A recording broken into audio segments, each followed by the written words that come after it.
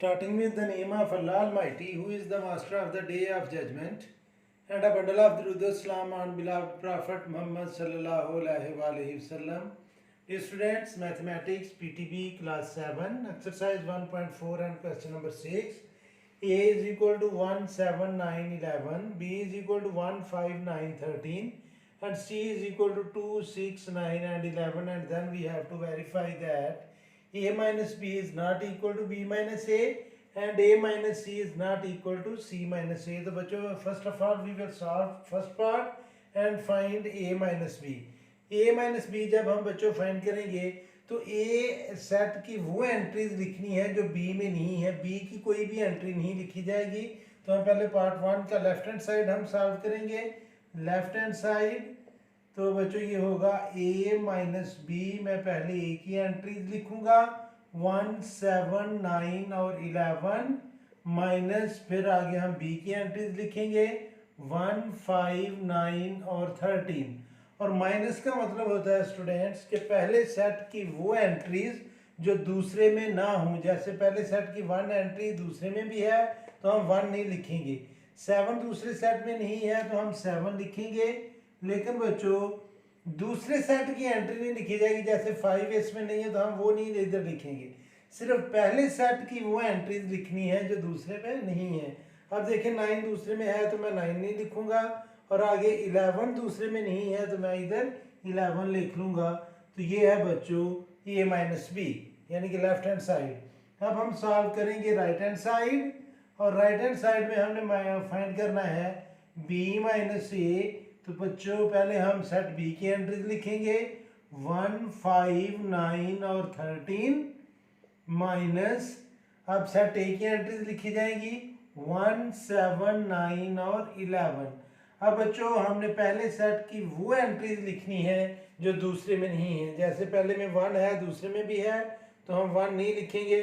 पहले में 5 है दूसरे में 5 नहीं है तो हम 5 लिख लेंगे. आगे बच्चों 9 पहले में भी है दूसरे में भी है तो 9 नहीं लिखेंगे. 13 पहले सेट में तो है दूसरे में नहीं है तो हम 13 लिखेंगे. सिर्फ और सिर्फ पहले सेट की वो एंट्रीज लिखनी है जो दूसरे में नहीं है. दूसरे सेट की कोई भी एंट्री नहीं लिखनी. अब स्टूडेंट्स लेफ्ट हैंड साइड का आंसर देख लें 7 और 11 है. राइट हैंड साइड का आंसर 5 और 13 है. तो बच्चों ये दोनों आंसर इक्वल नहीं है यानी कि लेफ्ट हैंड साइड का आंसर और है और राइट हैंड साइड का आंसर और है. तो इसके नीचे मैं लिखूंगा सो A माइनस बी ये इक्वल नहीं है B माइनस ए के क्योंकि दोनों के आंसर जो है वो डिफरेंट है. अभी बच्चों हम सेकंड पार्ट करेंगे और सेकंड पार्ट की भी लेफ्ट हैंड साइड पहले सॉल्व की जाएगी और फिर राइट हैंड साइड और उसमें भी हम प्रूफ कर देंगे कि वो इक्वल नहीं है. तो सेकंड पार्ट की लेफ्ट हैंड साइड सॉल्व करेंगे और लेफ्ट हैंड साइड में है A माइनस सी. पहले हम सेट A की एंट्रीज लिखेंगे 1, 7, 9 और 11 माइनस अब सेट C की एंट्रीज लिखी जाएंगी 2, 6, 9 और 11.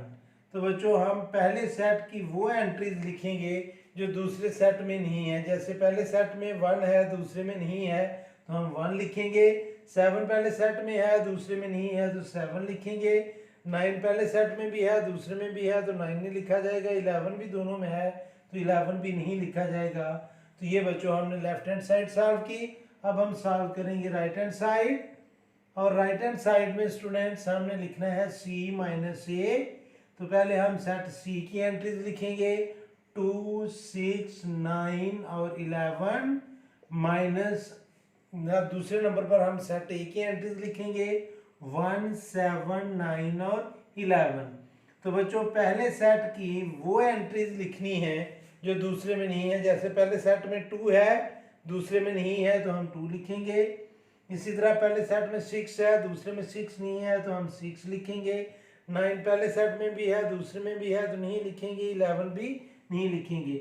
अब बच्चों देखें कि लेफ्ट हैंड साइड का आंसर है 1 एंड 7 और राइट हैंड साइड का आंसर है 2 एंड 6 और ये दोनों सेट इक्वल नहीं है. तो इसके नीचे हम लिखेंगे so left hand side is not equal to right hand side. इसकी जगह बच्चों हम लिख सकते हैं A minus C is not equal to C minus A. तो ये था बच्चों क्वेश्चन नंबर 6। अभी हम करेंगे इस एक्सरसाइज का लास्ट क्वेश्चन जो क्वेश्चन नंबर 7 है वो करेंगे स्टूडेंट्स। और उसमें हमें यूनिवर्सल सेट गिवन है, मैं वो लिखता हूँ और फिर हम उसको सॉल्व करते हैं। क्वेश्चन नंबर 7 इसी एक्सरसाइज का देखिए students. In question number 7 universal set is whole numbers from 0 to 15, 0 1 2 3 up to 15।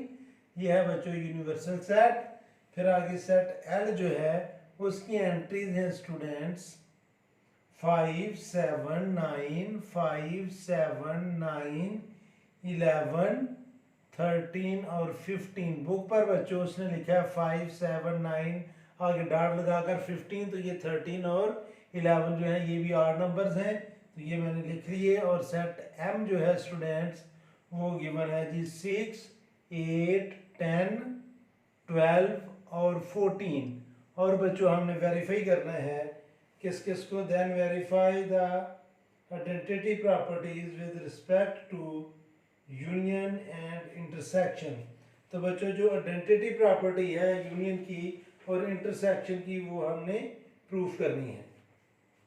तो आइडेंटिटी प्रॉपर्टी जो है स्टूडेंट्स वो है ए इंटरसेक्शन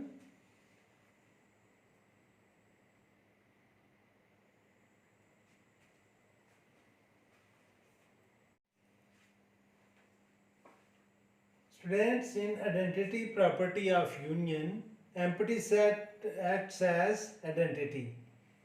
Students, जो identity property है यूनियन की, सपोज कि अगर हम ये यूनिवर्सल सेट का यूनियन लें empty सेट से, तो empty सेट जो है वो identity होता है यूनियन में। तो अगर हम यूनिवर्सल सेट का यूनियन लें empty सेट से, तो इसका आंसर जो है वो यूनिवर्सल सेट ही होगा। इसी तरह अगर हम एल का यूनियन लें एम्प्टी सेट से, तो इसका आंसर एल ही होगा। इसी तरह अगर हम यूनियन लें एम सेट का एम्प्टी सेट से, तो इसका आंसर एम ही होगा। तो जो आइडेंटिटी है सेट की वो यूनियन के लिए वो एम्प्टी सेट होता है। तो हम इसको वेरीफाई करेंगे कि पहले मैं लिखूंगा जी यूनिवर्सल सेट का हम यूनियन लेंगे एम्प्टी सेट से। तो यूनिवर्सल सेट जो है वो है होल नंबर्स 1 0 1 2 अप टू 15। और इसका हमने यूनियन लेना है स्टूडेंट एम्प्टी सेट के साथ। और जब हम इसका यूनियन लेंगे तो इसका आंसर आएगा 0 1 2 3 अप टू 15। और ये सेट जो है बच्चों ये यूनिवर्सल सेट ही है। तो हमने प्रूफ किया कि अगर हम यूनिवर्सल सेट का यूनियन लें एम्प्टी सेट के साथ तो उसका आंसर यूनिवर्सल सेट ही आता है।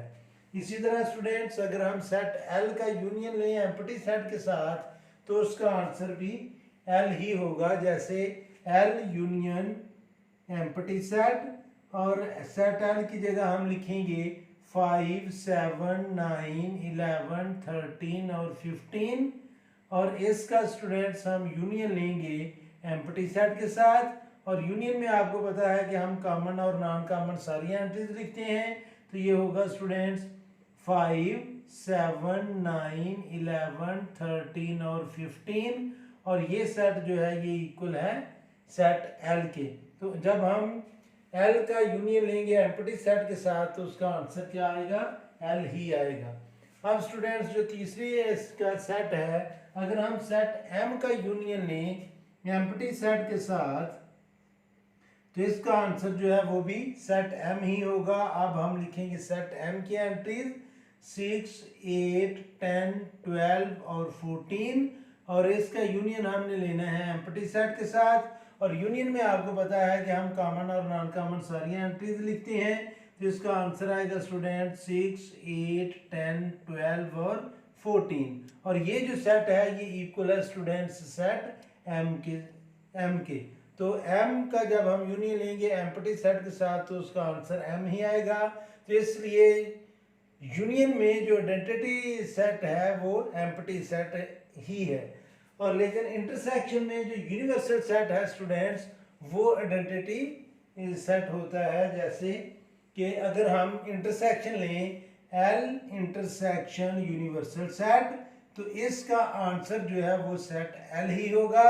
और इसी तरह अगर हम एम का इंटरसेक्शन लें यूनिवर्सल सेट के साथ तो इसका आंसर एम ही होगा। तो हम इन दोनों को वेरीफाई करते हैं। तो स्टूडेंट्स मैं पहले लिखूंगा G L intersection you. L की एंट्रीज हैं स्टूडेंट्स हमारे पास 5, 7, 9, 11, 13 और 15। और इसका इंटरसेक्शन लेना है हमने स्टूडेंट्स यूनिवर्सल सेट के साथ 0, 1, 2, 3 अप टू 15। और बच्चों इंटरसेक्शन का मतलब होता है कि हम सिर्फ कॉमन एंट्रीज लिखेंगे।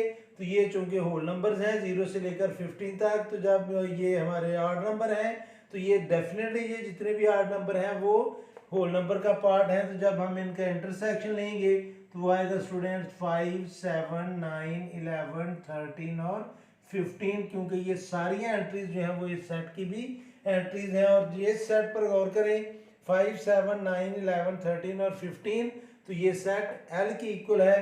तो बच्चों जब हमने एल इंटरसेक्शन यूनिवर्सल सेट लिया तो उसका आंसर एल ही आया, इसलिए इंटरसेक्शन में जो आइडेंटिटी है वो यूनिवर्सल सेट है, लेकिन यूनियन में एम्प्टी सेट जो है वो आइडेंटिटी है। अब स्टूडेंट सेकंड पार्ट हमने करना है M intersection M intersection universal set, और ये इक्वल होता है एम के। तो ये हमने वेरीफाई करना है।